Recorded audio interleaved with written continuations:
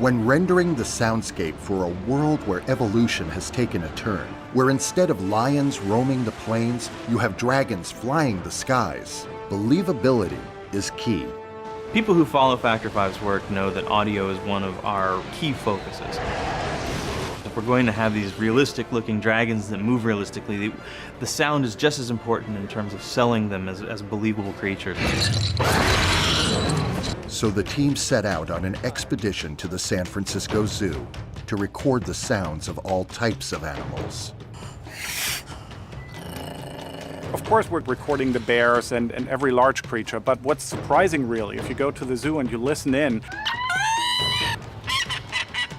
we are actually recording real animals, which you wouldn't think of in sound terms at all. According to the zookeepers, one of the shyest creatures at the zoo also makes the most unusual noises. So for the koala bears, we were actually in the cages. We didn't get anything for a while. I think they were a bit nervous. And it was when we were leaving when they finally decided to start making noise. But while the zoo is full of exotic animals, don't expect to see them in the game.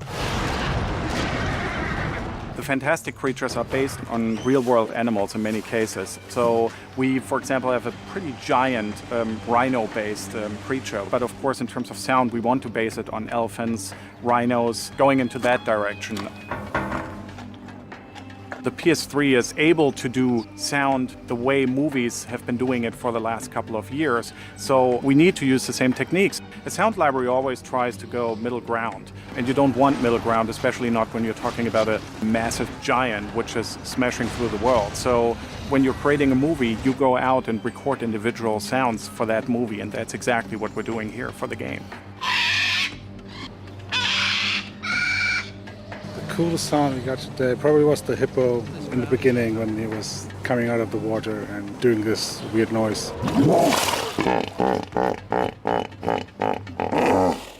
That was great. Yeah.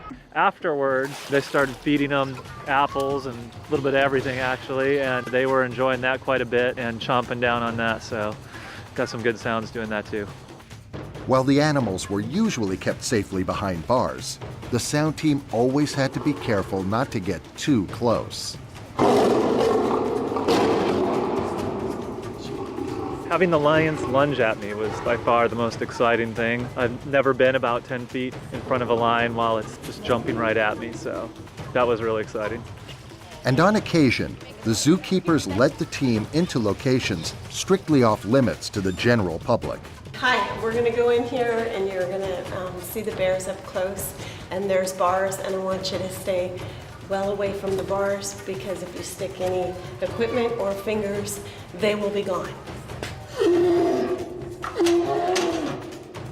The polar bears were pretty exciting. I mean, all these animals, the big ones, just have this incredible low frequency to them that you just don't hear with any other type of animal. Okay, guys, that's a wrap. Let's go. Hey, wait a second. Come back. Hey! And since the San Francisco Zoo didn't have any dragons to record, ultimately, the team had to improvise. A dragon sound, obviously, is like nothing you've heard before. But then on the other hand, you want it to be real and coming out of nature. So what you take is you take a lion sound, and then that might be your bass line. Then maybe under it, you mix in a really, really low rumble from an elephant. And then on top of it, maybe an elephant scream. One of the things that's really funny is that the biggest, loudest part of one of our dragon roars is actually a robin pitched way down low and slowed down, and it becomes this fearsome element in the creature's voice.